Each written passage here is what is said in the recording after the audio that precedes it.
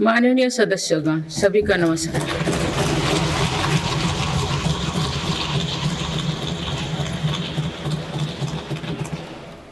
इस नए सदन भवन में ये मेरा पहला संबोधन है। आज की अमृतकाल की शुरुआत में ये भव्य भवन बना है। यहाँ एक भारत श्रेष्ठ भारत की महक भी है।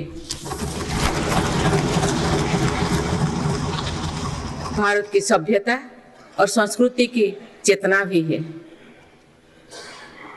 इसमें हमारी लोकतांत्रिक और संसदीय परंपराओं के सम्मान का प्रण भी है।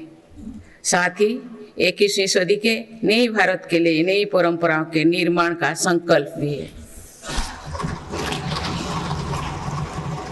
मुझे पूरा विश्वास है कि इस नए भवन में नीतियों पर सार्थक संवाद होगा। ऐसी नीतियां जो आजादी के अमृत काल में विकसित भारत का निर्माण करेगी। मैं आप सभी को अपनी शुभकामनाएं देती हूँ। माननीय सदस्यगण, ये हमारे संविधान के लागू होने का भी 75वां वर्षगांठ है। इसी कालखंड में आजादी के 75 वर्षों का उत्सव अमृत महोत्सव भी संपन्न हुआ है। इस दौरान देश भर में अनेक कार्यक्रम हुए। देश ने अपने गुमनाम स्वतंत्रता सेनानियों को याद किया। 75 साल बाद युवा पीढ़ी ने फिर स्वतंत्रता संग्राम के उस कालखंड को जिया। इस उत्सव के दौरान मेरी माटी मेरा देश अभियान के तहत देश भर के हर गांव की मिट्टी के साथ अमृत कलश दिल्ली लाया गया। 2 लाख से ज्यादा शिला फलकों स्थापित किए गए। 3 करोड़ से ज्यादा लोगों ने 5 प्राणों की शपथ ली। 70,000 से ज्यादा अमृत सरोवर बने। 2 लाख से ज्यादा अमृत वाटिकाओं का निर्माण हुआ। 2 करोड़ से ज्यादा पेड़ पौधे लगाया गया। 16 करोड़ से ज्यादा लोगों ने तिरंगा के साथ सेल्फी अपलोड की। अमृत उत्सव के दौरान ही कर्तव्य पथ पर नेताजी सुभाष चंद्र बोस की प्रतिमा स्थापित की गई। राजधानी दिल्ली में देश के अब तक के सभी प्रधानमंत्रियों की समर्पित म्यूजियम खोला गया। शांति निकेतन और होयबला मंदिर वर्ल्ड हेरिटेज लिस्ट में शामिल हुई। साहिबजादों की याद में वीरवाल दिवस घोषित हुआ। भगवान बिरसा मुंडा के जन्म दिवस को जनजातीय गौरव दिवस घोषित किया गया। विभाजन की विभीषिका को याद करते हुए 14 अगस्त को विभाजन विभीषिका स्मृति दिवस घोषित किया गया। माननीय सदस्यगण, बीता वर्ष भारत के लिए ऐतिहासिक उपलब्धियों से भरा रहा है। इस दौरान देशवासियों का गौरव बढ़ाने वाले अनेक पल आए। दुनिया में गंभीर संकटों के बीच भारत सबसे तेजी से विकसित होती बड़ी अर्थव्यवस्था बना।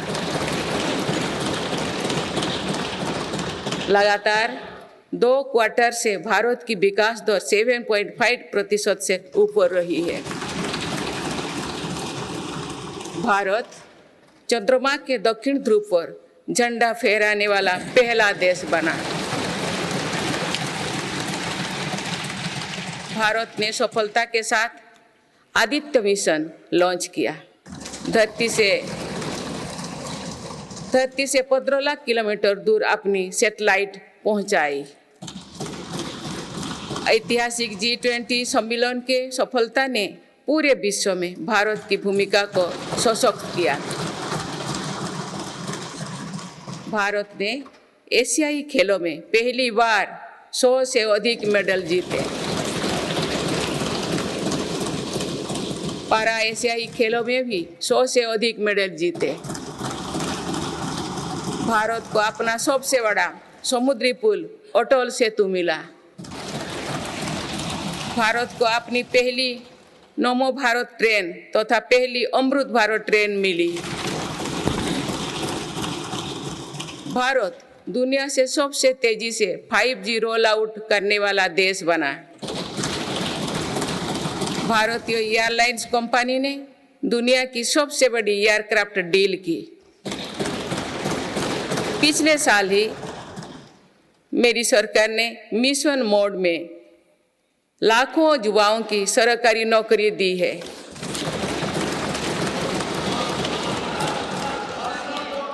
माननीय सदस्यगण, बीते 12 महीने में मेरी सरकार अनेक महत्वपूर्ण विधेयक लेकर भी आए।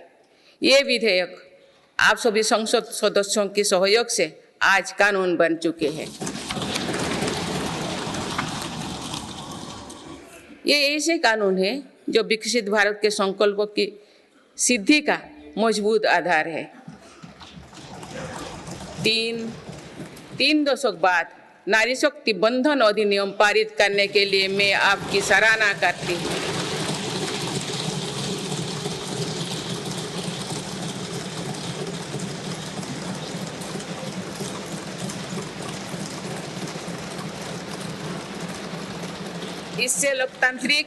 इससे लोकसभा और विधानसभा के महिलाओं की ज्यादा भागीदारी सुनिश्चित हुई है। ये वुमेनली डेवलपमेंट के मेरी सरकार के संकल्प को मजबूत करता है। रिफॉर्म, परफॉर्म और ट्रांसफॉर्म के अपने कमिटमेंट को मेरी सरकार ने लगातार जारी रखा है। गुलामी के कालखंड में प्रेरित क्रिमिनल जस्टिस सिस्टम अब इतिहास हो गया है। आप दंड को नहीं अपितु न्याय को प्राथमिकता है। न्याय सर्वोपरि के सिद्धांतों पर नई न्याय संहिता देश को मिली है। डिजिटल पर्सनल डेटा प्रोटेक्शन अधिनियम से डिजिटल स्पेस और सुरक्षित होने वाला है। अनुसंधान नेशनल रिसर्च फाउंडेशन अधिनियम से देश में रिसर्च और इनोवेशन को बल मिलेगा। जम्मू और कश्मीर आरक्षण कानून से वहाँ भी जनजातीय समुदाय को प्रतिनिधित्व का अधिकार मिलेगा। इस दौरान सेंट्रल यूनिवर्सिटी कानून में भी संशोधन किया गया। इससे तेलंगाना में सरोक्का सेंट्रल ट्राइबल यूनिवर्सिटी बनने का रास्ता सुगम हुआ। पिछले वर्ष 76 अन्य पुराने कानून को भी हटाया गया है। मेरी सरकार परीक्षाओं में होने वाली गड़बड़ी को लेकर युवाओं की चिंता से अवगत है। इसीलिए ऐसे गलत तरीके को सख्ती के लिए नया कानून बनाने का निर्णय लिया है। माननीय सदस्यगण, कोई भी राष्ट्र तेज गति से तभी आगे बढ़ सकता है जब वो पुरानी चुनौतियों का पूरा परास्त करते हुए अपने ज्यादा से ज्यादा ऊर्जा भविष्य निर्माण में लगाए। पिछले 10 वर्षों में भारत ने राष्ट्रहित में ऐसे अनेक कार्यों को पूरा होते हुए देखा है जिनका इंतजार देश के लोगों को दशकों से था। राम मंदिर के निर्माण की आकांक्षा सदियों से थी, आज ये सोच हो चुका है।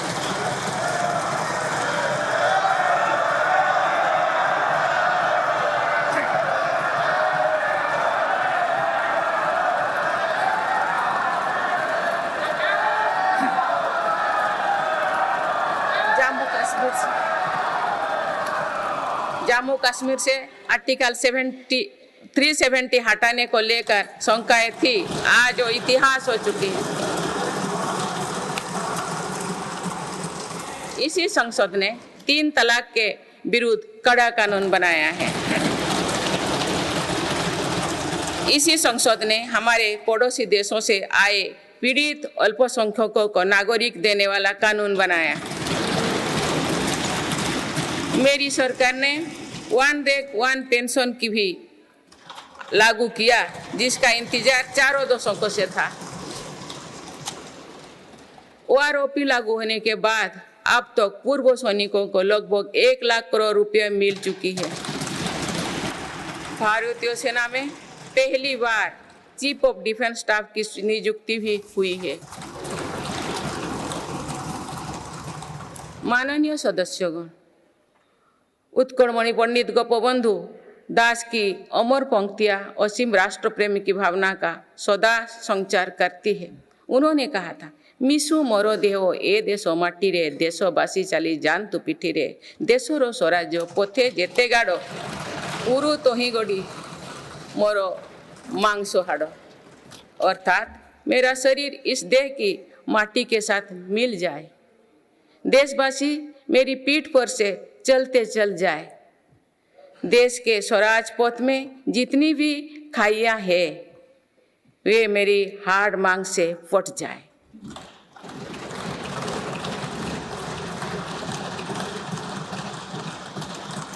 इन पंक्तियों में हमें कर्तव्यों की पराकाष्ठा दिखती है, राष्ट्र सर्वोपरि का आदर्श दिखाई देता है। ये उपलब्धियां जो आज देख रही है वो बीते 10 वर्षों की साधना का विस्तार है। हमें सभी बचपन से गरीबी हटाओ के नारे सुनते आ रहे हैं। अब हम जीवन में पहली बार बड़े पैमाने पर गरीबी को दूर होने देख रहे हैं। नीति आयोग के अनुसार मेरी सरकार के 1 दशक के कार्यकाल में करीब 25 करोड़ देशवासी गरीबी से बाहर निकले हैं।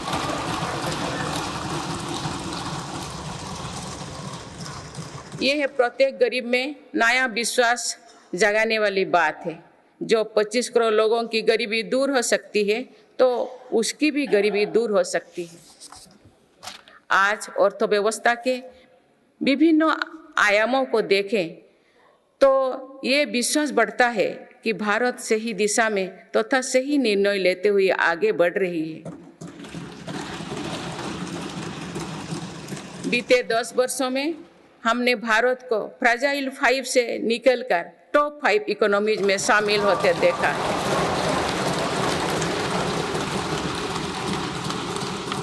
भारत का निर्यात करीब $450 बिलियन से बढ़कर $775 बिलियन से अधिक हो गया है। पहले की तुलना में एफडीआई द्विगुना हुआ है। खादी और ग्रामोद्योग के उत्पादों की बिक्री में 4 गुना से अधिक की वृद्धि हुई है। आईटीआर फाइल करने वाले की संख्या करीब 3.25 करोड़ से बढ़कर लगभग 8.25 करोड़ हो चुकी है और बढ़ोतरी 2 गुना से भी कहीं अधिक है। 1 दशक पहले देश में केवल कुछ 100 स्टार्टअप थे जो आज बढ़कर 1 लाख से अधिक हो गया। साल में 94,000 कंपनियां रजिस्टर हुई थी। पिछले वर्ष ये संख्या 1,60,000 तक पहुंच चुके हैं। दिसंबर 2017 में 98 लाख से लोग जीएसटी देते थे, आज इनकी संख्या 1,40,00,000 है। 2014 से पहले के 10 वर्षों में लगभग 13 करोड़ वाहन बिके थे। पिछले 10 वर्षों में देशवासियों ने 21 करोड़ से अधिक वाहन खरीदे हैं। 2014-15 में लगभग 2,000 इलेक्ट्रिक वाहन बिके थे, जबकि 2023-24 में दिसंबर माह तक ही लगभग 15 लाख इलेक्ट्रिक वाहन बिक चुके हैं। माननीय सदस्यगण, बीते दशक में मेरी सरकार ने सुशासन और पारदर्शिता को हर व्यवस्था का मुख्य आधार बनाया है। इसी का परिणाम है कि हम बड़े आर्थिक सुधारों के साक्षी बने हैं। इस दौरान देश को इंसॉल्वेंसी एंड बैंकरप्सी कोड मिला है। देश को जीएसटी के रूप में एक देश एक टैक्स कानून मिला है। मेरी सरकार ने माइक्रो इकोनॉमिक स्टेबिलिटी में भी सुनिश्चित की है। 10 वर्षों में कापेक्स 5 गुना बढ़कर 10 लाख करोड़ हो गया है। साथ ही फिजिकल डेफिसिट भी नियंत्रण भी में है। आज हमारे फॉरेक्स रिजर्व्स 600 अरब डॉलर से ज़्यादा है। हमारे बैंकिंग सिस्टम जो पहले बुरी तरह से चरमराया था, वो आज दुनिया के सबसे मजबूत बैंकिंग सिस्टम में से एक बना है। बैंक का एनपीए जो कभी डबल डिजिट में होता था, वो आज लगभग 4% ही है। मेक इन इंडिया और आत्मनिर्भर भारत अभियान हमारी ताकत बन चुकी है। भारत आज दुनिया का दूसरा सबसे बड़ा मोबाइल फोन निर्माता है। पिछले एक दशक के दौरान मोबाइल फोन मैन्युफैक्चरिंग में 5 गुना बढ़ोतरी हुई है। कुछ साल पहले भारत खिलौना आयात करता था, आज मेड इन इंडिया खिलौने निर्यात कर रहा है। भारत का डिफेंस प्रोडक्शन 1 लाख करोड़ रुपए के पार पहुंच चुका है। आज हर भारतीय देश में बने एयरक्राफ्ट कैरियर आईएनएस विक्रांत को देखकर गर्व से भरा हुआ है। लड़ाकू विमान तेजस अब हमारी वायुसेना की ताकत बन रहे हैं। C295 ट्रांसपोर्ट एयरक्राफ्ट का निर्माण भारत में होने जा रहा है। आधुनिक एयरक्राफ्ट इंजन भी भारत में बनाया जाएगा। उत्तर प्रदेश और तमिलनाडु में डिफेंस कॉरिडोर का विकास हो रहा है। मेरी सरकार ने डिफेंस सेक्टर में निजी क्षेत्रों की भागीदारी सुनिश्चित की है।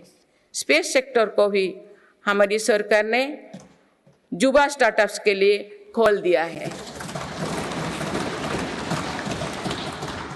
माननीय सदस्यगण, मेरी सरकार वेल्थ क्रिएटर का सम्मान करती है तथा भारत के प्राइवेट सेक्टर के सामर्थ्य पर विश्वास करती है। भारत में बिजनेस करना आसान हो, इसके लिए उपयुक्त माहौल रहे, इस पर भी मेरी सरकार लगातार काम कर रही है।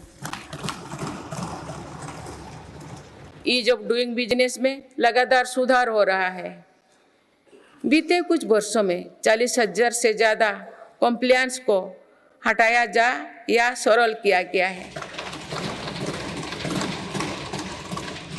कंपनीज एक्ट तथा लिमिटेड लायबिलिटी पार्टनरशिप एक्ट में 63 प्रावधानों को अपराध की सूची में बाहर किया गया है।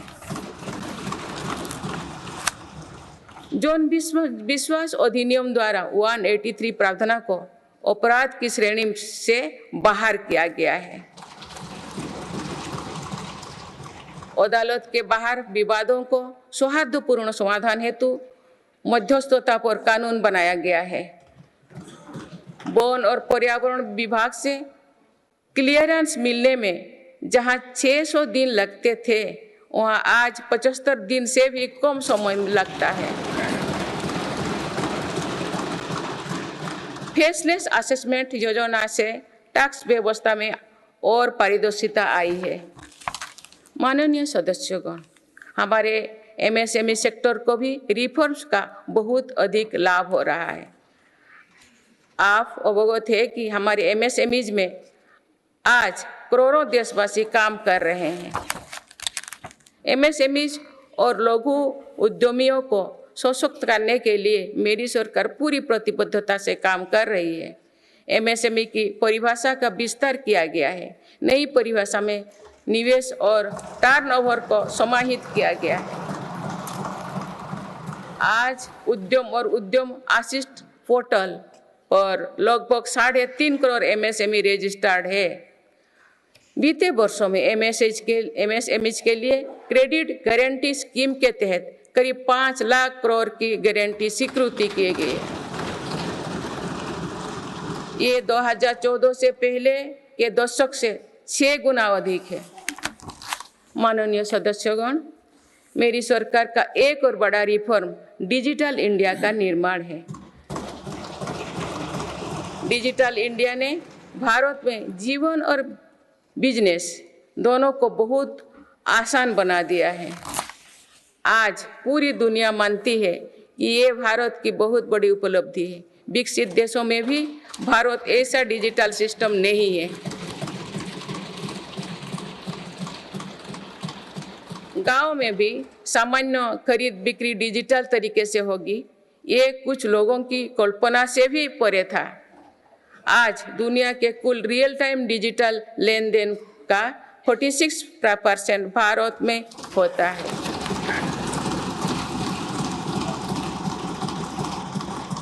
पिछले महीने यूपीआई से रिकॉर्ड 1200 करोड़ ट्रांजैक्शन हुई है।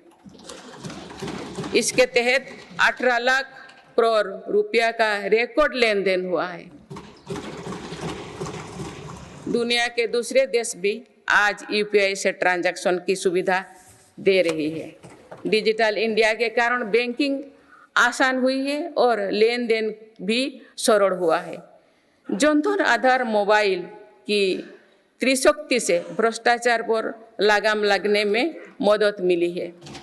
मेरी सरकार अब तक 34 लाख करोड़ रुपया डीबीटी से ट्रांसफर कर चुके हैं। जनधन आधार मोबाइल के कारण करीब 10 करोड़ फर्जी लाभार्थी सिस्टम से बाहर किए गए हैं। इससे 3.25 लाख करोड़ रुपया गलत हाथों में जाने से बचे हैं। डिजी लॉकर की सुविधा भी जीवन को आसान बना रही है। इसमें अभी तक यूजर्स के 6 बिलियन से ज़्यादा डॉक्यूमेंट्स जारी हुई है। आयुष्मान भारत हेल्थ अकाउंट के तहत लगभग 53 करोड़ लोगों की डिजिटल हेल्थ आईडी बन चुकी है।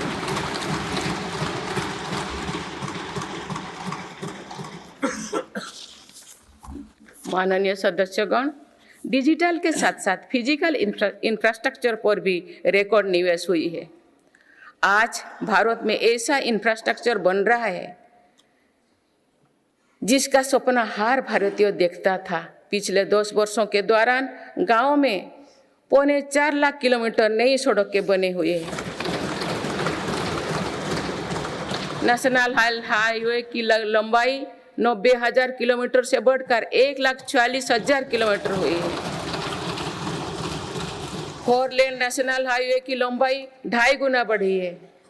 हाई स्पीड कॉरिडोर की लंबाई 500 किलोमीटर थी, जो आज 4,000 किलोमीटर है। एयरपोर्ट की संख्या 74 से 2 गुना बढ़कर 149 हो चुकी है। देश के बड़े बंदरगाह पर कार्गो हैंडलिंग कैपेसिटी 2 गुना हो गई है। ब्रॉडबैंड इस्तेमाल करने वालों की संख्या में 14 गुना बढ़ोतरी हुई है। देश को लगभग 2 लाख गांव पंचायत को ऑप्टिकल फाइबर से जोड़ा जा चुका है। 4 लाख से अधिक कॉमन सर्विस सेंटर भी खुले हैं, जो रोजगार का बड़ा माध्यम बने हैं। देश में 10,000 किलोमीटर गैस पाइपलाइन भी बढ़ाई गई है। One nation one power grid से बिजली की व्यवस्था में सुधार हुआ है। One nation one gas grid से गैस आधारित अर्थव्यवस्था को बल मिल रहा है। सिर्फ 5 शहरों तक सीमित मेट्रो की सुविधा आज 20 शहरों में है। 25,000 किलोमीटर से ज्यादा रेलवे ट्रैक बिछाई गई। ये कोई विकसित देश के कुल रेलवे ट्रैक की लंबाई से भी ज्यादा है। भारत रेलवे के 100% इलेक्ट्रिफिकेशन के बहुत निकट है। इस दौरान भारत में पहली बार सेमी हाई स्पीड ट्रेन शुरू हुई है। आज 39 से ज्यादा रोड्स पर वंदे भारत ट्रेन चल रही है। अमृत भारत स्टेशन योजना के तहत 1300 से ज्यादा रेलवे स्टेशनों का कायाकल्प हो रहा है। माननीय सदस्यगण, मेरी सरकार मानती है कि विकसित भारत की भव्य इमारत 4 मजबूत स्तंभों पर खड़ी होगी। ये स्तंभ है युवा शक्ति, नारी शक्ति, किसान और गरीब।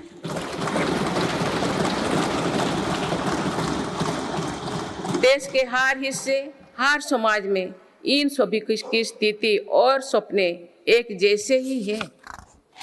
इसीलिए इन 4 स्तंभों को सशक्त करने के लिए मेरी सरकार निरंतर काम कर रही है। मेरी सरकार ने टैक्स का बहुत बड़ा हिस्सा इन स्तंभों को मजबूत बनाने पर खर्च किया है। 4 करोड़ 10 लाख गरीब परिवार को अपना पक्का घर मिला। इस पर लगभग 6 लाख करोड़ रुपया खर्च किए गए। लगभग 11 करोड़ ग्रामीण परिवारों तक पहली बार पाइप से पानी पहुंचा है। इस पर 4 लाख करोड़ रुपया खर्च किया जा रहे हैं। हाल ही में 10 करोड़ उज्ज्वला के गैस कनेक्शन पूरी हुई है। आज इन लाभार्थी बहनों को बहुत सस्ती गैस भी दी जा रही है। इस पर भी सरकार द्वारा 2.5 लाख करोड़ रुपया खर्च किए गए हैं। कोरोना काल से ही 80 करोड़ देशवासियों को मुफ्त राशन दिया जा रहा है।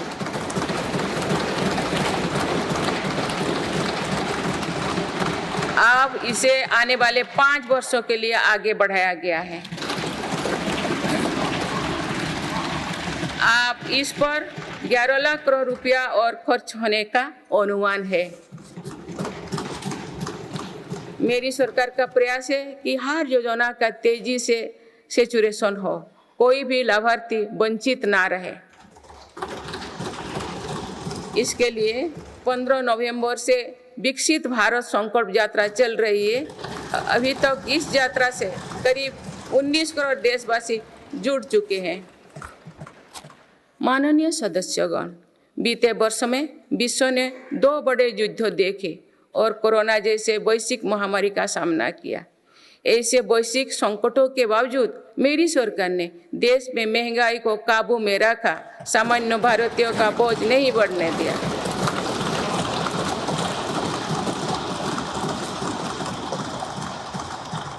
दो 2014 से पहले के 10 वर्षों में औसत महंगाई दर 8% से अधिक थी।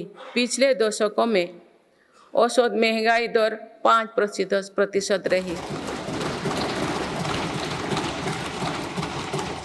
मेरी सरकार का प्रयास रहा है कि सामान्य देशवासी की जेब में अधिक से अधिक बचत कैसे हो। पहले भारत में 2 लाख रुपये की आय पर टैक्स लग जाता था। आज भारत में 7 लाख रुपये तक की आय पर भी टैक्स नहीं लगता। टैक्स छूट और रिफॉर्म्स के कारण भारत के टैक्स पेयर्स को 2 साल में करीब 2.5 लाख करोड़ रुपया की बचत हुई है। आयुष्मान योजना के अलावा भी केंद्र सरकार विभिन्न हॉस्पिटल्स में मुफ्त इलाज की सुविधा देती है। इससे देश के नागरिकों के 3.5 लाख करोड़ रुपया खर्च होने से बचे हैं। जन औषधि केंद्रों की वजह से मरीजों के करीब 28,000 करोड़ रुपया खर्च होने से बचे हैं। कोरोनरी स्टेंट्स घुटने के इम्प्लांट्स तथा कैंसर की दवाओं की कीमत भी कम की गई है। इससे मरीजों की हर वर्ष लगभग 27,000 करोड़ रुपया की बचत हो रही है। मेरी सरकार किडनी के मरीजों के लिए मुफ्त डायलिसिस का अभियान भी चला रही है। इसका लाभ प्रतिवर्ष 21 लाख से ज़्यादा मरीज उठा रहे हैं। इसके प्रतिवर्ष इन 1 लाख रुपया खर्च होने से बचे हैं। गरीबों को सस्ता राशन मिलता रहे, इसके लिए मेरी सरकार ने पिछले दशक में करीब 20 लाख करोड़ रुपया खर्च किए हैं। भारतीय रेल में यात्रा के लिए रेलवे प्रत्येक टिकट पर करीब 50% डिस्काउंट देते हैं। इससे गरीब और मध्यम वर्ग के यात्रियों को हर वर्ष 60,000 करोड़ रुपये की बचत होती है। गरीब और मध्यम वर्ग को कम कीमत पर हवाई टिकट मिल रहे हैं। उड़ान योजना के अंतर्गत गरीब और मध्यम वर्गों को हवाई टिकटों पर 3,000 करोड़ रुपया से ज़्यादा की बचत हुई है। LED बल्ब की योजना के कारण बिजली के बिलों में 20,000 करोड़ रुपया में अधिक बचत हुई है। जीवन ज्योति बीमा योजना और सुरक्षा बीमा योजना के तहत गरीबों को 16,000 करोड़ रुपया से ज़्यादा की क्लेम राशि मिली है।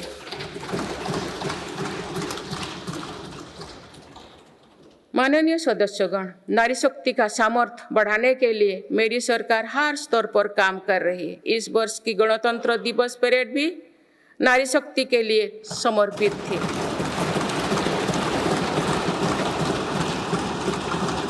इस परेड में दुनिया ने हमारी बेटियों के सामर्थ्य की झलक देखी।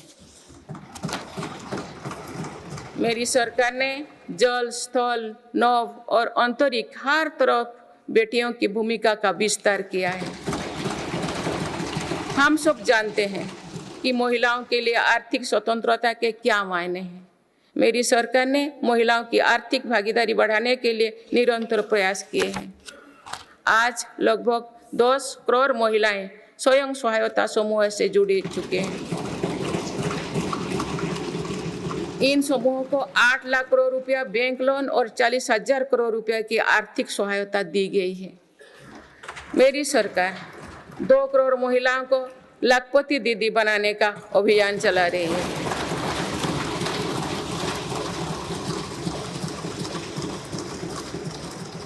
नमो ड्रोन दीदी योजना के तहत समूहों को 15,000 ड्रोन उपलब्ध कराए जा रहे हैं।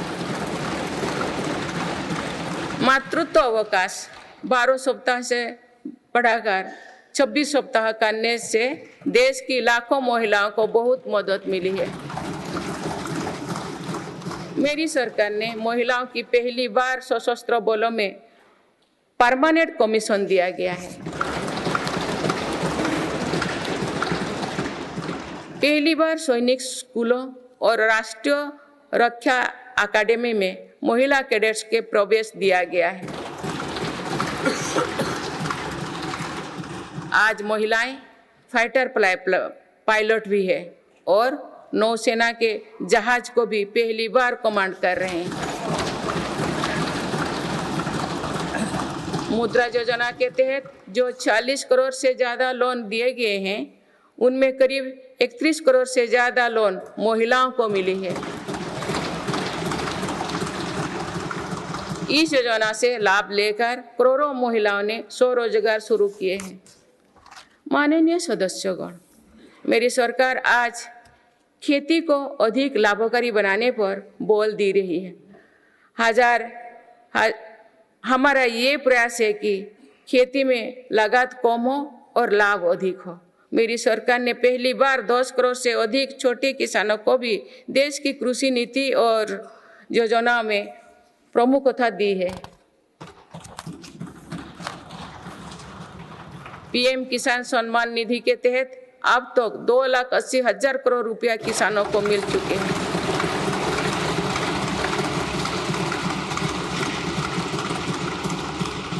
दो सालों में किसानों के लिए बैंक से आसान लोन में 3 गुना वृद्धि की गई है। प्रधानमंत्री फसल बीमा योजना के तहत किसानों ने 30,000 करोड़ रुपया प्रीमियम भरा। इसके बदले उन्हें 1.5 लाख करोड़ रुपए का क्लेम मिला है।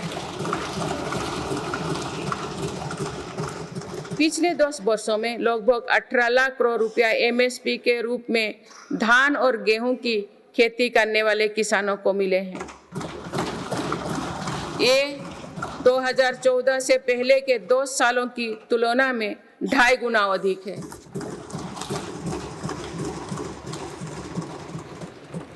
पहले तिलहन और दलहन फसलों की सरकारी खरीदी नहीं की बराबर थी। पिछले दशकों में तिलहन और दलहन की खेती करने वाले किसानों को एमएसपी के रूप में 1.25 लाख करोड़ रुपया मिले हैं।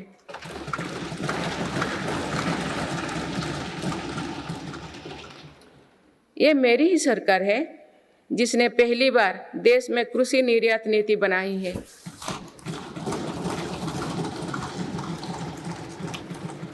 इससे एग्रीकल्चर एक्सपोर्ट 4 लाख करोड़ रुपया तक पहुंचा है।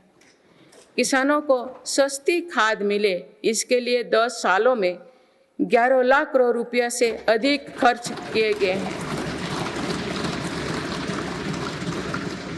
मेरी सरकार ने 1.25 लाख से ज्यादा प्रधानमंत्री किसान समृद्धि केंद्र स्थापित किए हैं। अभी तक लगभग 8,000 किसान उत्पादक संघ एफपीओ बनाए जा चुके हैं। मेरी सरकार कृषि में सहकारिता को बढ़ावा दे रहे हैं। इसके लिए देश में पहली बार सहकारिता मंत्रालय बनाया गया है। सरकारी क्षेत्र में दुनिया की सबसे बड़ी अनाज भंडारण योजना शुरू की गई है। जिन गांव में सहकारी समितियां नहीं है, वहां 2 लाख समितियां बनाई जा रही है। मत्स्य पालन क्षेत्र में 38,000 करोड़ रुपया से अधिक की योजनाएं चलाई जा रही है, जिसके कारण मत्स्य उत्पादन पिछले 2 साल में 95 लाख मीट्रिक टन से बढ़कर 175 लाख मीट्रिक टन यानी लगभग 2 गुना हो गया है। इनलैंड फिशरीज का उत्पादन 61 लाख मीट्रिक टन से बढ़कर 131 लाख मीट्रिक टन हो गया है। मत्स्य पालन क्षेत्र में निर्यात भी 30,000 करोड़ रुपया से बढ़कर 64,000 करोड़ रुपया तक यानी 2 गुनी से ज्यादा बढ़ा है। देश में पहली बार पशुपालकों और मछुआरों को किसान क्रेडिट कार्ड का लाभ दिया गया है। पिछले दशकों में प्रति व्यक्ति दूध उपलब्धता 40% बढ़ी है। पशुओं को खुरपका और मुंहपका बीमारियों से बचाने के लिए पहली बार मुफ्त टीकाकरण अभियान चल रहा है। अब तक 4 चरणों में 50 करोड़ से ज्यादा टीका पशुओं की दिए जा चुके हैं। माननीय सदस्यगण, जनकल्याण की ये जितनी भी योजनाएं हैं, ये सिर्फ सुविधाएं भर नहीं है, इसका देश के नागरिकों के पूरे जीवन चक्र पर सकारात्मक असर पड़ रहा है। विभिन्न सरकारी और गैर सरकारी संस्थाओं द्वारा मेरी सरकार की योजनाओं के प्रभावों का अध्ययन किया गया है। इसके परिणाम बहुत ही प्रभावकारी है और गरीबी से लड़ रहे दुनिया के हर देश को प्रेरित कर रहने वाले हैं। बीते वर्षों में विभिन्न संस्थाओं के अध्ययन में सामने आया है कि 11 करोड़ शौचालयों के निर्माण और खुले में शौच बंद होने से अनेक बीमारियों की रोकथाम हुई है। इससे शहरी क्षेत्र के हर गरीब परिवार को इलाज पर प्रति वर्ष 60,000 रुपया तक की बचत हो रही है। पाइप से शुद्ध पेयजल मिलने से भी प्रतिवर्ष लाखों बच्चों की जान बच रही है। पीएम आवास योजना पर हुई अध्ययन के अनुसार पक्के घर से परिवार की सामाजिक प्रतिष्ठा और गरिमा बढ़ी है। पक्के घर में बच्चों की पढ़ाई बेहतर हुई है और ड्रॉप आउट की दर में कमी आई है।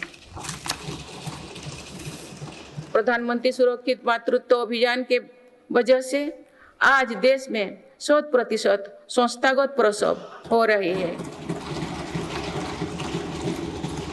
इस वजह से माता मृत्यु दर में भी भारी गिरावट आई है। एक और अध्ययन के अनुसार उज्ज्वला योजना के लाभार्थी परिवार में गरीब बीमारी की घटना में कम आई है। माननीय सदस्यगण, मेरी सरकार मानव केंद्रित विकास पर बल दे रही है। हमारे लिए हर नागरिक की गरिमा सर्वोपरि है। यही सामाजिक न्याय की हमारी अवधारणा है। भारत के संविधान के हर अनुच्छेद का संदेश भी यही है। हमारे यहाँ लंबे समय तक सिर्फ अधिकारों पर चर्चा होती थी। हमने सरकार के कर्तव्यों पर भी बल दिया। इससे नागरिकों में भी कर्तव्य भाव जागा। आज अपने अपने कर्तव्य के पालन से हर अधिकार की गारंटी का भाव जागृत हुआ। मेरी सरकार ने उनकी भी सुध ली है जो अब तक विकास की धारा से दूर रहे हैं। ऐसे हजारों आदिवासी गांव हैं जहां बीते 10 वर्षों में पहली बार बिजली और सड़क पहुंची। लाखों आदिवासी परिवारों को अब जाकर पाइप से शुद्ध पानी मिलना शुरू हुआ। विशेष अभियान के तहत मेरी सरकार हजारों आदिवासी बहुल गांव में 4G इंटरनेट सुविधा भी पहुंचा रही है। बंधन केंद्रों की स्थापना और 90 से ज्यादा वन उपज पर MSP दिए जाने से आदिवासियों को बहुत लाभ हुआ है। मेरी सरकार ने पहली बार जनजातियों में भी सबसे पिछड़े जनजातियों की सुध ली है। उनके लिए लगभग 24,000 करोड़ रुपया की PM जनमन योजना बनाई है। आदिवासी परिवारों में अनेक पीढ़ियां सिकल सेल एनीमिया में पीड़ित रही है। पहली बार इसके लिए राष्ट्रीय मिशन शुरू किया गया है। अब तक लगभग 1,40,00,000 लोग की जांच की हो चुकी है। दिव्यांगजनों के लिए भी मेरी सरकार ने सुगम्य भारत अभियान चलाए हैं। साथ ही भारतीय सांकेतिक भाषा में पाठ्य पुस्तकें उपलब्ध कराई है। ट्रांसजेंडर को समाज में सम्मानजनक स्थान दिलाने और उनके अधिकारों के संरक्षण हेतु भी कानून बनाए हैं। माननीय सदस्यगण, हमारे यहाँ विश्वकर्मा परिवारों के बिना दैनिक जीवन की कल्पना भी मुश्किल है। ये परिवार पीढ़ी दर पीढ़ी अपने कौशल को आगे बढ़ाते हैं, लेकिन सरकारी मदद के अभाव में हमारी विश्वकर्मा साथी बुरी स्थिति से गुजर रहे थे। मेरी सरकार ने ऐसे विश्वकर्मा परिवार को भी सुध ली है। अभी तक PM विश्वकर्मा योजना से 84 लाख से ज्यादा लोग जुड़ चुके हैं। रेहड़ी, ठेले, फुटपाथ पर काम करने वाले साथी भी दशकों से अपने हाल पर छोड़ दिए गए थे। मेरी सरकार ने PM स्वनिधि योजना द्वारा उनको बैंकिंग से जोड़ा। इस योजना के तहत अब तक 10,000 करोड़ रुपया से अधिक की राशि के ऋण दिया जा चुका है।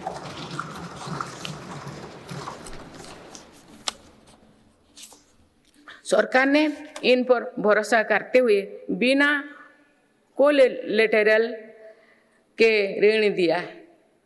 इस भरोसे के मजबूत करते हुए अधिकांश लोगों ने ऋण भी वापस किया है।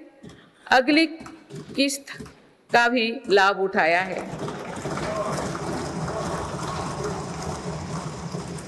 इस योजना के अधिकतर लाभार्थी दलित, पिछड़े, आदिवासी और महिलाएं हैं। माननीय सदस्यगण, सबका साथ, सबका विकास, सबका विश्वास और सबका प्रयास के मंत्र पर चल रही मेरी सरकार समाज के हर वर्गों को उचित अवसर देने में जुटी है। पहली बार सामान्य वर्ग के गरीबों को आरक्षण की सुविधा दी गई है। मेडिकल में ग्रेजुएशन और पोस्ट ग्रेजुएशन के लिए ओबीसी के केंद्रीय कोटे के तहत दाखिले में 27% आरक्षण सुनिश्चित किया गया है। राष्ट्रीय पिछड़ा बोर्ड आयोग को संवैधानिक दर्जा दिया गया है। मेरी सरकार ने बाबा साहेब आम्बेडकर से जुड़े 5 स्थानों को पंचतीर्थ के रूप में विकसित किया है। आज देश भर में आदिवासी स्वतंत्रता सेनानियों के लिए समर्पित 10 संग्रहालय बनाया जा रहा है।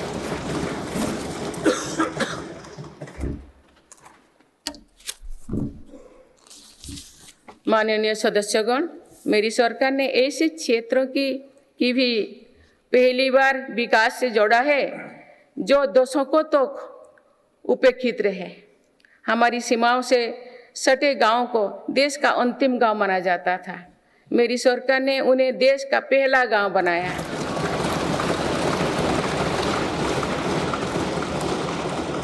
इन गांव के विकास के लिए वाइब्रेंट विलेज प्रोग्राम शुरू किया है।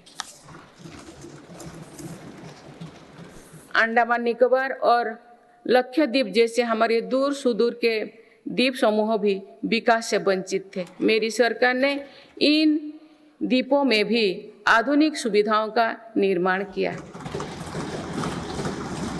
वहाँ सड़क, हवाई यातायात और तेज इंटरनेट की सुविधाएं पहुंचाई।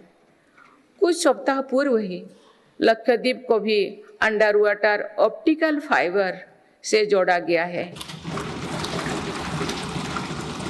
इससे स्थानीय लोगों के साथ ही पर्यटकों को भी सुविधा होगी। मेरी सरकार द्वारा आकांक्षा जिला कार्यक्रम के तहत देश के 100 से अधिक जिलों में विकास का प्राथमिकता दी गई है। इस कार्यक्रम की सफलता को देखते हुए मेरी सरकार ने आकांक्षा ब्लॉक कार्यक्रम भी शुरू किया है। इससे देश के उन ब्लॉक्स में विकास पर विशेष जोर दिया जा रहा है जो पीछे छूट गए हैं। माननीय सदस्यगण, मेरी सरकार आज पूरी सीमा पर मॉडर्न इंफ्रास्ट्रक्चर बना रही है। एक काम बहुत पहले ही प्राथमिकता के आधार पर हो जाना चाहिए था। आतंकवाद हो या विस्तारवाद, हमारी सेनाएं आज जैसे को तैसा की नीति के साथ जवाब दे रही है।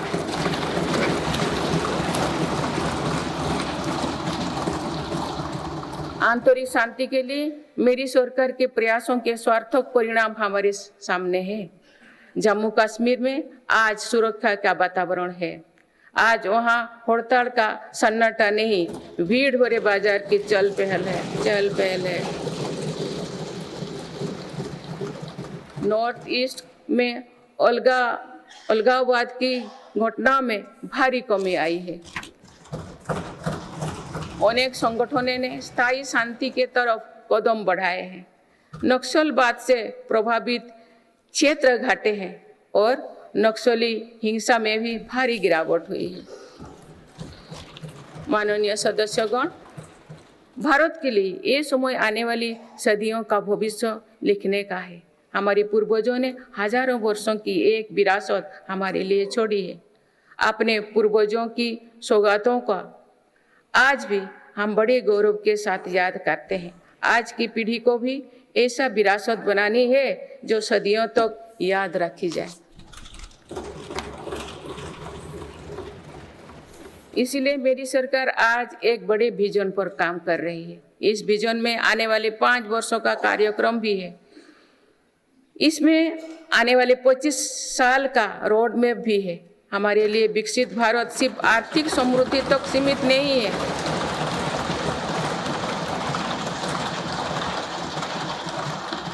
हमारे लिए विकास भारत सिर्फ आर्थिक समृद्धि तक सीमित नहीं है, हम सामाजिक, सांस्कृतिक और सामरिक ताकत को भी उतना ही महत्व देते हैं।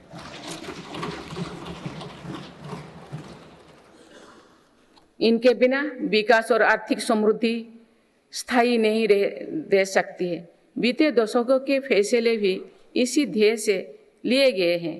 आज भी अनेक कदम इसी लक्ष्य के साथ उठाया जा रहे हैं। माननीय सदस्यगण, भारत के तेज विकास को लेकर आज दुनिया की हर एजेंसी आश्वस्त है। राष्ट्रीय और अंतर्राष्ट्रीय एजेंसी जो भी आकलन कर रहे हैं, उनका आधार भारत की नीतियां हैं। इंफ्रास्ट्रक्चर में रिकॉर्ड निवेश और पॉलिसी रिफॉर्म निवेशकों का विश्वास और बढ़ा रहा है। पूर्ण बहुमत वाली स्थिर और मजबूत सरकार के लिए भारतीयों का संकल्प भी दुनिया को नया भरोसा दे रहे हैं।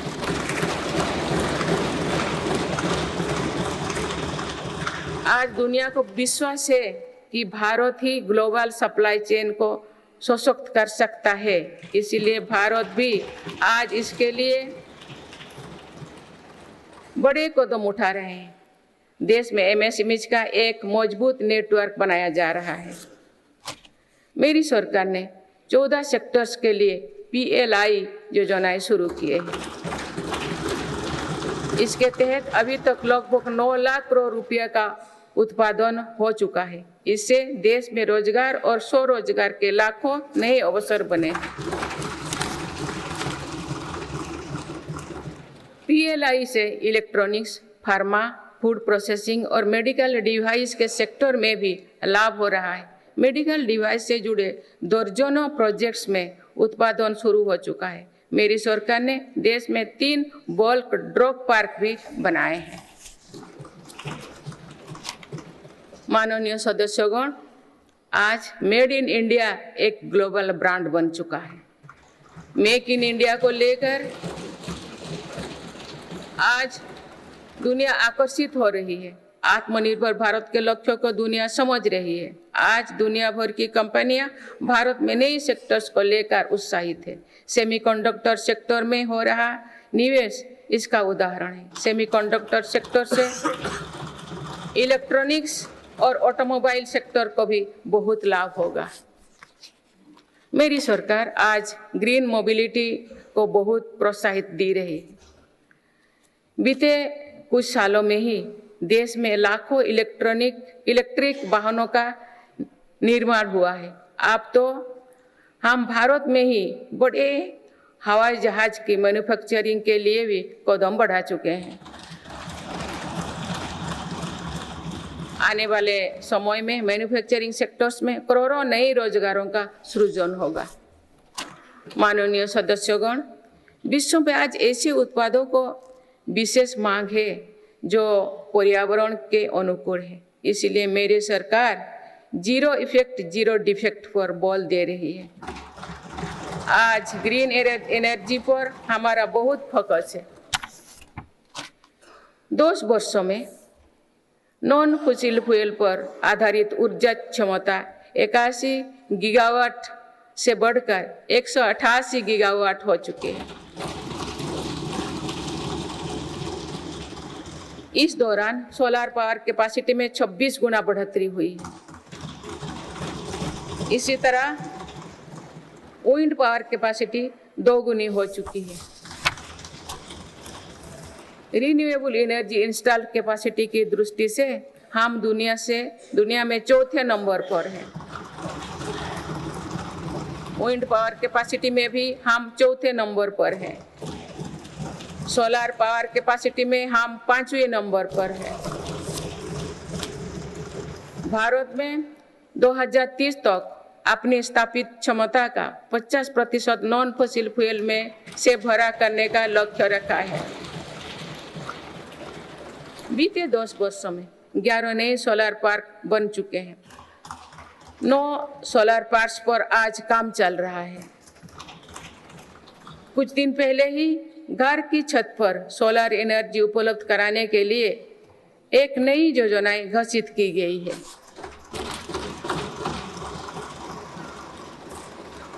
इसके तहत 1 करोड़ परिवारों को मदद दी जाएगी। इससे बिजली का बिल भी कम होगा और अतिरिक्त बिजली की खरीद विद्युत बाजारों में की जाएगी। परमाणु ऊर्जा के क्षेत्र में भी बहुत तेजी से काम किया जा रहा है। मेरी सरकार ने 10 नए परमाणु ऊर्जा संयंत्रों को स्वीकृति दी है।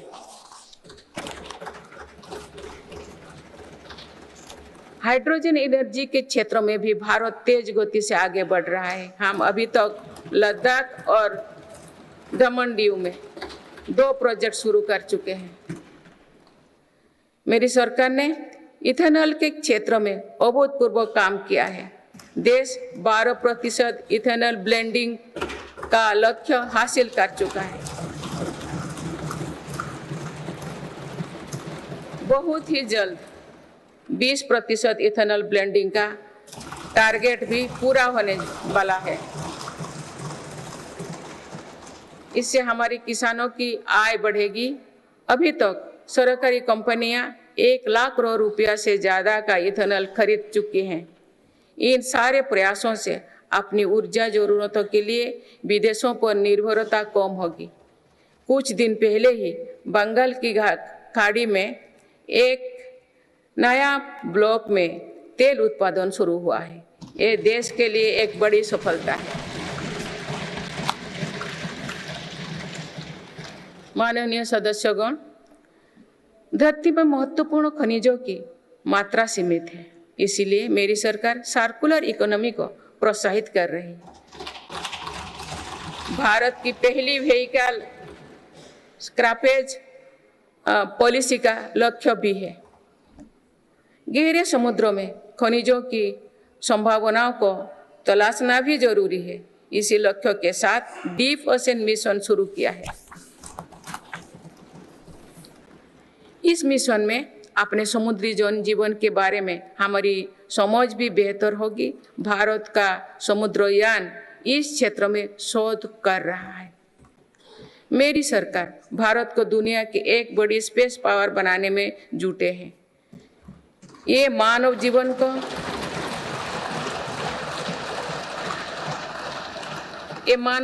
को बेहतर बनाने का एक माध्यम है। साथ ही ये स्पेस इकोनॉमी में भारत की हिस्सेदारी बढ़ाने का भी प्रयास है। भारत के स्पेस प्रोग्राम के विस्तार के लिए महत्वपूर्ण फैसला लिए गए हैं। इसके कारण अनेक नए स्पेस स्टार्टअप्स बने हैं। अब वो दिन दूर नहीं है जो भारत का गगनयान स्पेस में जाएगा।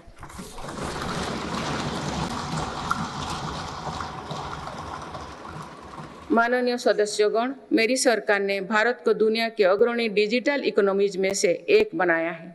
इससे करोड़ों युवाओं को रोजगार मिला है।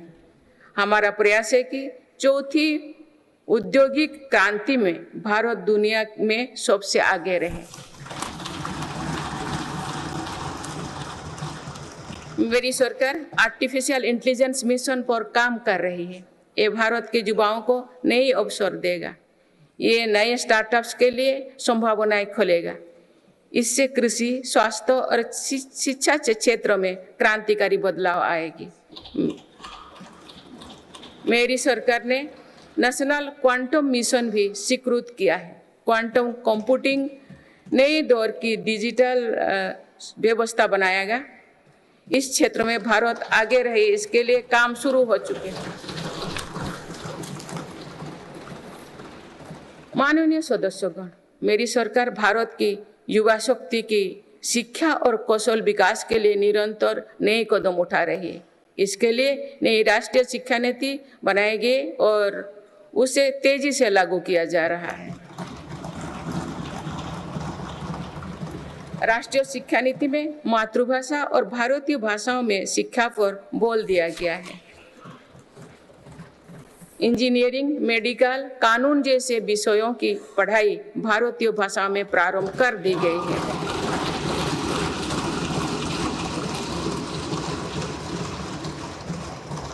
स्कूली शिक्षा में गुणवत्ता लाने के लिए मेरी सरकार 14,000 से अधिक पीएम श्री विद्यालयों पर काम कर रही है। इनमें से 6,000 से अधिक विद्यालय शुरू हो चुके हैं। मेरी सरकार के प्रयासों से देश में ड्रॉप आउट रेट कम हुआ है। उच्च शिक्षा में छात्राओं के दाखिले ज़्यादा हो रही है। अनुसूचित जाति के विद्यार्थियों के नामांकन में लगभग 44% वृद्धि हुई है।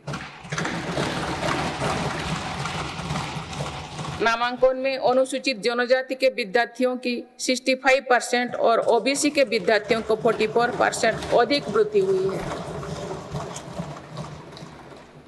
इनोवेशन को बढ़ावा देने के लिए अटल इनोवेशन मिशन के अंतर्गत 2000 अटल टिंकरिंग लैब स्थापित किए गए हैं। इसमें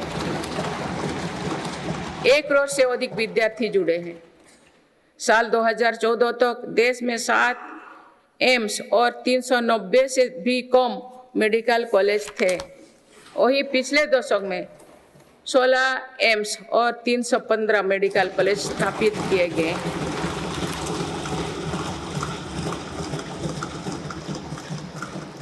157 नर्सिंग कॉलेज स्थापित किए जा रहे हैं। पिछले दशक में एमबीबीएस की सीटों में 2 गुना से भी अधिक की वृद्धि हुई है। माननीय सदस्यगण, पर्यटन क्षेत्र युवाओं के लिए रोजगार देने वाला एक बड़ा सेक्टर है। मेरी सरकार ने बीते 10 वर्षों में पर्यटन के क्षेत्र में अभूतपूर्व काम किए हैं। भारत में घरेलू टूरिस्ट की संख्या के साथ ही भारत आने वाले विदेशी पर्यटकों की संख्या भी बढ़ी है। पर्यटन के क्षेत्र में जो वृद्धि हो रही है, इसका कारण भारत की बढ़ती साख है।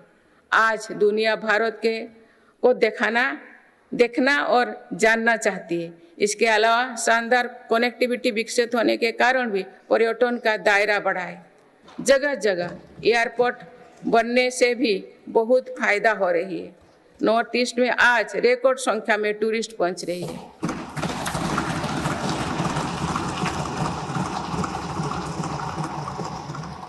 अंडमान निकोबार और लक्षद्वीप को लेकर उत्साह चरम पर है। मेरी सरकार ने देश भर में तीर्थ और ऐतिहासिक स्थलों के विकास पर बल दिया है।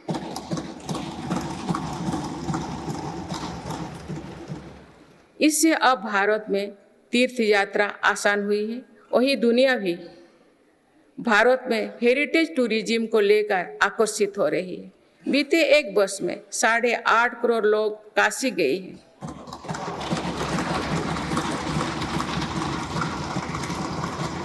पाँच करोड़ से अधिक लोगों ने महाकाल के दर्शन किए हैं।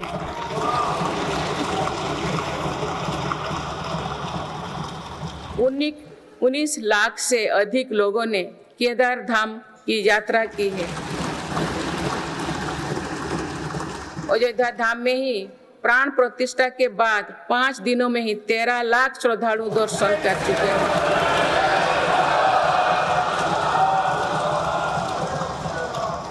पूर्व पश्चिम उत्तर दक्षिण भारत के हर हिस्से में तीर्थ स्थलों पर सुविधाओं का अभूतपूर्व विस्तार हो रहा है। मेरी सरकार भारत को मीटिंग और प्रदर्शनी से जुड़े सेक्टर में भी अग्रणी बनाना चाहती है। इसके लिए भारत मंडपम और यशोभूमि जैसा इंफ्रास्ट्रक्चर बनाया जा रहा है।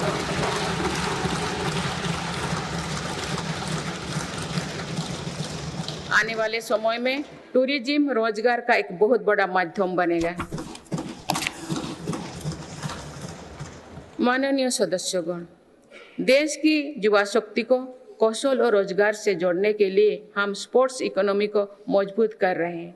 मेरी सरकार ने खेलों और खिलाड़ियों को अभूतपूर्व मदद दी है। आज भारत एक बहुत बड़ी खेल शक्ति बनने की ओर अग्रसर हो रहे हैं।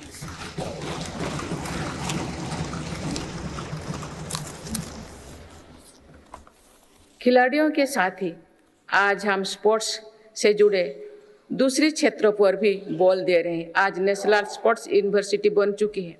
देश में हमने दर्जनों सेंटर ऑफ एक्सीलेंस बनाए हैं। इससे स्पोर्ट्स को एक प्रोफेशन के रूप में चुनने का अवसर युवाओं को मिलेगा।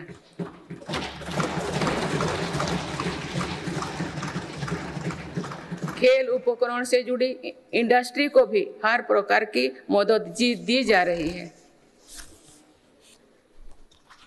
बीते 10 वर्षों में भारत ने अनेक खेलों से जुड़े इंटरनेशनल स्पोर्ट्स इवेंट्स का शानदार आयोजन किया। देश के युवाओं में कर्तव्य बोध और सेवा भाव का विस्तार करने के लिए मेरा युवा भारत संगठन बनाया गया है।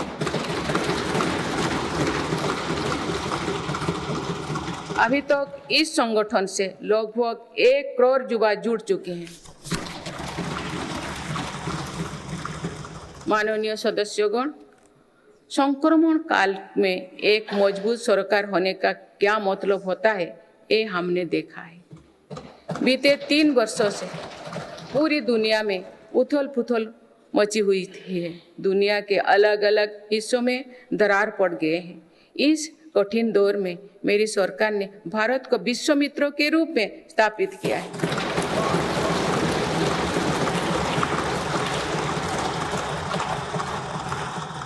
विश्व मित्र की भूमिका के कारण ही आज हम ग्लोबल साउथ की आवाज बन पाए हैं।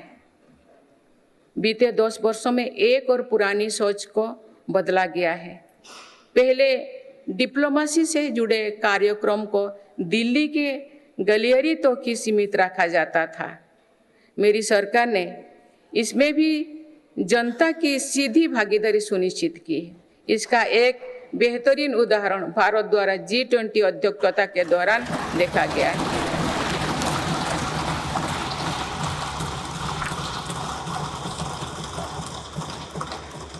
भारत ने G20 को जिस प्रकार जनता से जोड़ा, वैसा पहले कभी नहीं था। देश भर में हुए कार्यक्रम के जरिए भारत के वास्तविक सामर्थ्य से दुनिया का परिचय हुआ। जम्मू कश्मीर और नॉर्थ ईस्ट में पहली बार इतने बड़े अंतर्राष्ट्रीय कार्यक्रम हुए।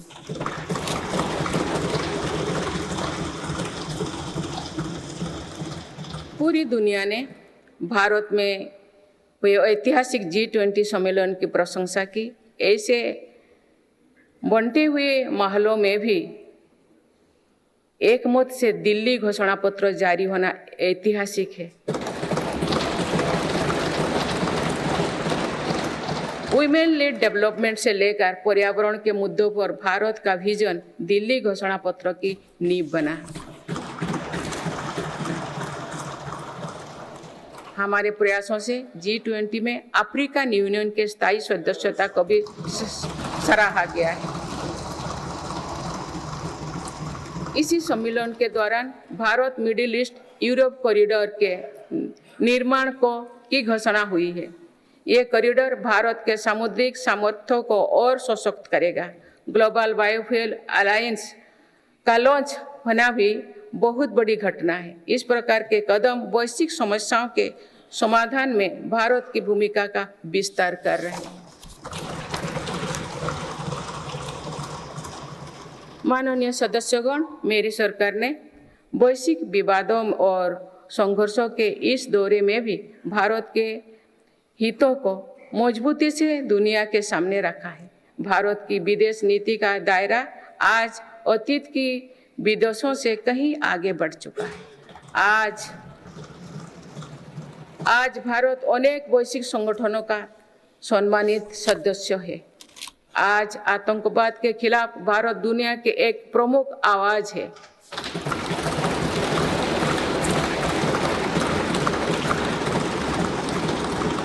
भारत आज संकट में फंसी मानवता की मदद के लिए मजबूती से पहल करता है। दुनिया में कहीं भी संकट आने पर भारत वहां तेजी से पहुंचने का प्रयास करता है। मेरी सरकार ने दुनिया भर के काम कर रहे भारतीयों में नया भरोसा जगाया है। ऑपरेशनल गंगा, ऑपरेशनल कावेरी और वंदे भारत जैसे अभियान चलाकर जहां जहां संकट आया वहां से हर भारतीयों को हम तेजी से सुरक्षित वापस लेकर आए।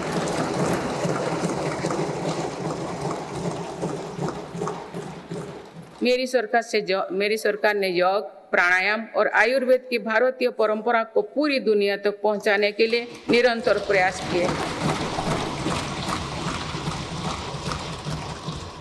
पिछले वर्ष संयुक्त राष्ट्र संघ के मुख्यालय में 135 देशों की प्रतिनिधित्व ने एक साथ योग किया।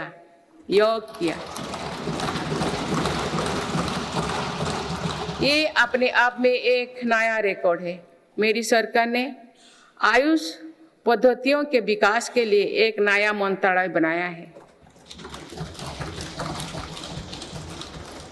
विश्व स्वास्थ्य संगठन का पहला global centre for traditional medicine भी भारत में बन रहा है। माननीय सदस्यगण, सभ्यताओं के कालखंड में ऐसे पड़ाव आते हैं जो सदियों का भविष्य तय करते हैं। भारत के इतिहास में भी ऐसे अनेक पड़ाव आए। इस वर्ष 22 जनवरी को भी देश ऐसे ही एक पड़ाव का साक्षी बना है।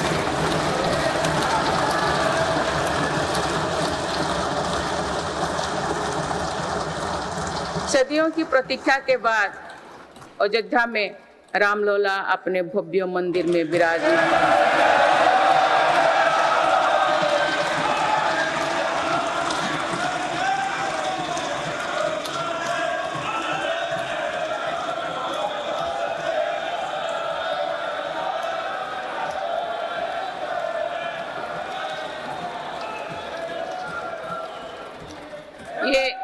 ये करोड़ों देशवासियों की इच्छा और आस्था का प्रश्न था, जिसका उत्तर देश ने पूरी सद्भाव के साथ खोजा है। माननीय सदस्यगण, आप सभी करोड़ों भारतीयों की आकांक्षाओं के प्रतिनिधि हैं। आज जो युवा स्कूल कॉलेज में है, उनके सपने बिल्कुल अलग हैं। हम सभी का ये दायित्व है कि अमृत पीढ़ी के सपनों को पूरा करने में कोई कसर बाकी ना रहे।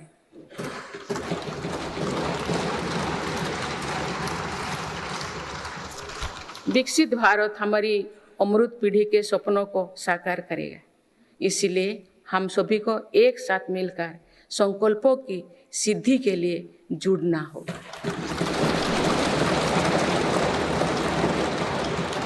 माननीय अटल जी, माननीय सदस्यगण, श्रद्धेय अटल जी ने कहा था, अपनी ध्येय यात्रा में हम कभी रुके नहीं हैं।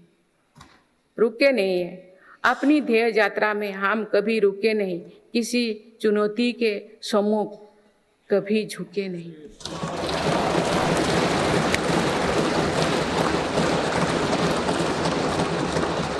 मेरी सरकार 140 करोड़ देशवासियों के सपनों को पूरा करने की गारंटी के साथ आगे बढ़ रही है। मुझे पूरा विश्वास है कि ये नया संसद भवन भारत की ध्येय यात्रा को निरंतर ऊर्जा देता रहेगा, नई और स्वस्थ परंपरा बनाएगा। वर्ष 2047 को देखने के लिए अपने साथी तो अब इस सदन में नहीं होंगे, लेकिन हमारी विरासत ऐसे होनी चाहिए कि तब की पीढ़ी हमें याद रखे।